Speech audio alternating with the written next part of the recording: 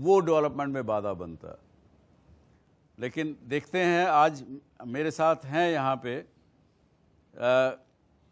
जिन्होंने ज़िंदगी में, शशांक जो बिहार के ही रहने वाले हैं, जो 2008 में उन्होंने अपना आईआईटी से ग्रेजुएशन किया, मनीष हैं 2010 में किया, और अमरेंद्र 2011 में जमशेदपुर से आईआईटी की। तीनों अच्छी नौकरी कर सकते थे, लेकिन तीनों ने यही सोचा कि बिहार का डेवलपमेंट करना है। और कुछ आपने किसानों की बात की, तो उससे उन्होंने शुरुआत की है। हम आप उनको बुलाते हैं, आइए। शशांक से हम पूछना चाहेंगे कि क्या किया आपने, जब कब से शुरू किया और क्या किया, सबको बताइए। और खासकर हमारे दर्शक जो घर बैठे देख रहे हैं इस कार्यक्रम को, उनको भी बताइए। तो हम सभी लोगों की टेक्निकल पढ़ाई हुई है, बट ओरिजिनली हम सभी लोग बिहार से ही बिलोंग करते हैं, और बिहार के गाँव से बिलोंग करते हैं, और कहीं ना कहीं फार्मिंग कम्युनिटी से बिलोंग करते हैं। और being a youth, being a technical person, हमें हमेशा लगता था कि हम लोग कुछ ऐसा करें जिसका इम्पैक्ट एक कॉमन मास पे हो, कुछ ऐसा करें जिसको बहुत बड़ी संख्या तक, बहुत ज़्यादा से ज़्यादा लोगों तक पहुंचाया जा सके। एजुकेशन वाइज हम लोगों का कोई भी ऐसा एग्रीकल्चर बैकग्राउंड नहीं था, और बचपन में ही घर से बाहर पढ़ाई के लिए भेज दिया गया था, तो ऐसा एग्रीकल्चर का कुछ एक्सपोजर भी नहीं था। लेकिन इसके बावजूद हमें लगा कि एग्रीकल्चर एक ऐसा सेक्टर है जिसके कारण से लाखों करोड़ों लोगों का भला किया जा सकता है। हमारे देश की इकॉनमी जो एग्रीकल्चर पर डिपेंडेंट है, उसको भी सपोर्ट किया जा सकता है, और एक अच्छी एंटरप्रेन्योरियल अपॉर्चुनिटी भी है, एक अच्छा सोशल एंटरप्राइज क्रिएट कर सकते हैं। तो बस इसी सोच के साथ हम लोगों ने 2010 में काम शुरू किया। और सोशल एंटरप्राइज के माने क्या, कि जिससे समाज का भी भला हो और मुझे भी कुछ मिले। तो दोनों बातें उसमें सोशल एंटरप्राइज में की जाती है। बिल्कुल, हाँ जी। तो 2010 से हम लोगों ने ये काम शुरू किया, और हमारी ऑर्गेनाइजेशन का नाम है फार्म्स एंड फार्मर्स। और जैसा कि अभी इन सारे क्वेश्चंस को हम लोग सुन रहे थे, और ये हम सभी लोगों के कॉमन आदमी के दिमाग में यही सोच आती है कि चीज़ें कैसे बदलेंगी, क्योंकि बहुत बड़ा सैंपल साइज़ है जो हम अपने सामने देखते हैं। हर जगह चैलेंजेस दिखते हैं, हर जगह कोई ना कोई मुश्किल है, अलग अलग तरह की, सिस्टम की, फैमिली लेवल की, हर तरह की। लेकिन कहीं ना कहीं शुरुआत तो करना ही पड़ता है, और किसी न किसी को तो करना पड़ेगा, और किसी न किसी को तो करना पड़ता है। तो हमें लगता है कि शायद हम लोग थोड़े फॉर्चुनेट थे, कहीं से तो हम लोगों में इतनी शक्ति आई कि 24 साल 25 साल की उम्र में बिना कुछ सोचे हुए बस कूद पड़े। और कुछ भी नहीं था, कोई सपोर्ट नहीं था, ना बिजनेस फैमिली से बिलोंग करते थे, ना बहुत ज़्यादा रिसोर्सेज थे, बट कूद गए। बस थॉट आया, आपस में डिस्कस किए, कुछ लाइक माइंडेड लोग जुड़े और शुरू कर दिया। Very good. कि जब भी आपके मन में कोई विचार आए, कोई प्रोजेक्ट ध्यान में आए, कोई चीज़ करने की इच्छा आए, उसको अपने अंदर मत रखिए, डरिए मत कि वो कामयाब होंगे कि नहीं होंगे, ये स्कीम जो मैं कह रहा हूँ या कह रही हूँ ये सक्सेसफुल होगी या नहीं होगी। लेकिन अपने दोस्त से, किसी जिससे आप बैठते उठते हैं, बात करते हैं, भाई से, दोस्त से, सहेली से, बॉयफ्रेंड से, जिससे भी हो, डिस्कस करिए। जहां आपने वो बात की चर्चा 10 लोगों से की, तो ये समझिए कि आपने काम शुरू कर दिया। बिल्कुल, क्योंकि वो फिर कुछ ना कुछ लोगों के विचार आएंगे आपके पास, उसका मंथन होगा, उस पर होगा और उसका कुछ नतीजा निकलेगा। जी बिल्कुल सही बात है। मतलब कुछ 2009 की बात है, मैं जॉब कर रहा था और मुझे लगा कि, और हमेशा कुछ उल्टे पुल्टे आइडियाज़ एक्सप्लोर करता था कि कौन सा बिजनेस शुरू किया जा सकता है, कौन सी ऑर्गेनाइजेशन शुरू की जा सकती है। और अचानक से थॉट आया कि वाई नॉट एग्रीकल्चर, खेती ही क्यों नहीं, आखिर मार्केट को इस चीज़ की ज़रूरत है और फार्मर भी परेशान है, फूड प्राइसेस इन्फ्लेट कर रही हैं, लेकिन बहुत सारा गैप है। बट वही एक थॉट था, और जो अभी डॉक्टर सुभाष सर ने बोला, अगर ये थॉट, अगर ये सोच मेरे मन में रह जाती तो शायद हम लोग ये नहीं कर पाते। वो सोच मैंने अपने फ्रेंड्स के साथ शेयर किया, मनीष के साथ और अपने सारे टीम मेंबर्स के साथ, और लोगों का साथ मिलता गया और FNF फार्म्स एंड फार्मर्स की शुरुआत हो गई। तो आज इनके पास, इनके साथ लगभग 7,500 फार्मर इनके साथ काम करते हैं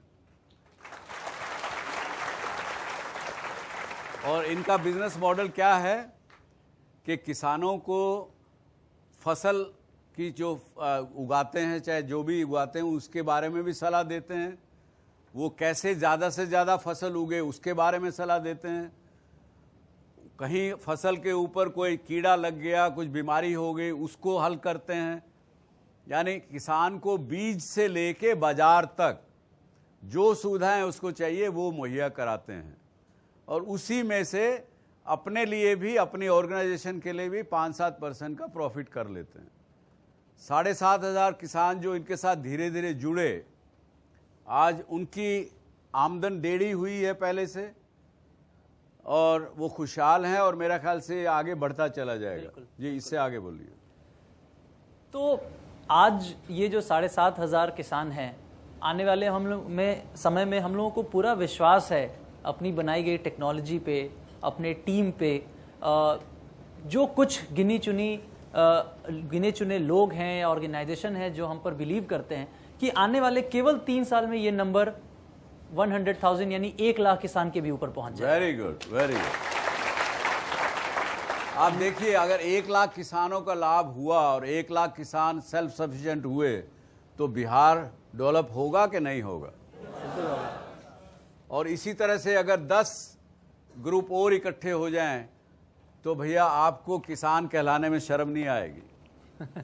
अपने आप को किसान कहने में शर्म नहीं आएगी। तो बिल्कुल, और कहीं ना कहीं जो शुरुआत थी वो केवल 1-2 गांव से थी और केवल 13 किसान थे जिन्होंने काफी महीनों की हम लोगों की कोशिश के बाद उन्होंने बोला अच्छा चलो ठीक है यार, ये लोग जो बोल रहे हैं बहुत ही पीछे पड़ गया तो अब क्या करें, जान छुड़ाओ, हाँ कर लो। मतलब हम लोगों को याद है कि उस समय मनीष की भी नौकरी लगी हुई थी और मैं नौकरी में था और हम लोग बीच बीच में आकर के उन लोगों से बात करते थे कि हम लोग कुछ ऐसा सोच रहे हैं, आप करेंगे क्या? तो आप सभी लोग यहाँ के लोग जानते हैं कि हाँ हाँ अरे हम लोग बिल्कुल करेंगे, आप आइए, हम तो आपको 5 बीघा दे देंगे, 10 बीघा दे देंगे। तो एक दिन हम लोग बैठ के सोच रहे थे कि अरे तो बहुत अच्छा कॉन्सेप्ट हम लोगों ने सोच लिया है, अभी लोगों से बात ही कर रहे हैं और बहुत अच्छा रिस्पॉन्स मिल रहा है। बस तुरंत अगले दिन रिजाइन, मनीष ने बोला हाँ भाई मैं नहीं ज्वाइन कर रहा और वापस पहुंच गए गाँव। और जो पहला रिएक्शन था कि अरे आप लोग तो सही में आ गए।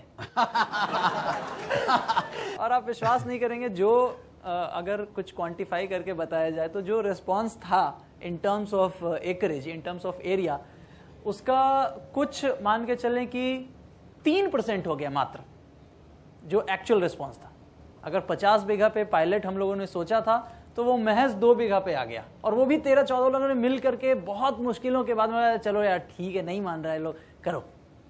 तो शुरुआत तो वहीं से हुई थी, लेकिन धीरे धीरे चीज़ें बदलती गई। आज बिहार में हम लोग 6-7 डिस्ट्रिक्ट से ज़्यादा में काम कर रहे हैं, बिहार के अलावा उड़ीसा में काम कर रहे हैं, नेपाल में कर रहे हैं।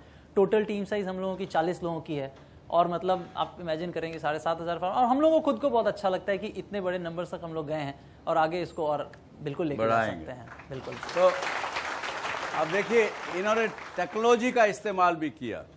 साधारण रूप से टेक्नोलॉजी, मोबाइल फ़ोन सबके पास होता है। मनीष आप बताइए, क्या टेक्नोलॉजी का कैसे आपने इस्तेमाल किया, क्या कर रहे हैं? बहुत ही सिंपल, 5 साल काम किया। सर से बात हुई थी, सर को भी लग रहा था कि बहुत ज़्यादा काम नहीं कर पाए और कर पाते। सही बात है, 2 रीज़न है सर, एक तो बिहार है, तो बहुत फाइट मारना पड़ता है। जैसा बताया, हम अपने ही गांव से शुरू किए थे। आप सोच लीजिए कि अपने गांव के लोगों को कन्विंस करने में हम और शशांक 3 महीने दौड़े थे। जितना बाइक का हम लोग पेट्रोल जला दिए और 50 एकड़ के लोग लगभग तैयार हुए थे। बीज लेके आए हम लोग 20-25 एकड़ का, खेत में लगा 1.5 एकड़। तो वो नेटिविटी है। 5 साल के एक्सपीरियंस से हम लोगों ने एक मोबाइल एप्लीकेशन बनाया है, सिंपल। गांव में हमारे गांव के ही युवा लोग को हम लोग जोड़ते हैं, एक छोटा सा सेंटर डालते हैं और एक यूथ होता है जो हमारा काम गांव में करता है। क्योंकि अभी एंड्रॉयड फ़ोन सारे किसान तो यूज़ नहीं कर सकते हैं, लेकिन वो आदमी जो गांव का एंटरप्रेन्योर है उसको हम लोग ट्रेनिंग देते हैं, सारा सर्विस देते हैं उस सेंटर के माध्यम से। और एक एप्लीकेशन जिसमें वो हर चीज़ रिकॉर्ड कर सकता है। किसान की कोई बीमारी है खेत में, वो जाता है खेत पे, फ़ोटो खींचता है, वहाँ पे एंड्रॉयड एप्लीकेशन है और उसमें अगर कुछ लिखना है तो लिख देता है कि मक्का में ये बीमारी है। फ़ोटो खींचते ही हमारे सर्वर पे आता है, हमारी टेक्निकल टीम उस पर काम करती है। ज़रूरत हुआ तो RAU पूसा, जो भी एग्रीकल्चर कॉलेज है, साइंटिस्ट से सजेशन लेते हैं और डायरेक्ट किसान को कॉल करते हैं कि ये बीमारी, ये इलाज है।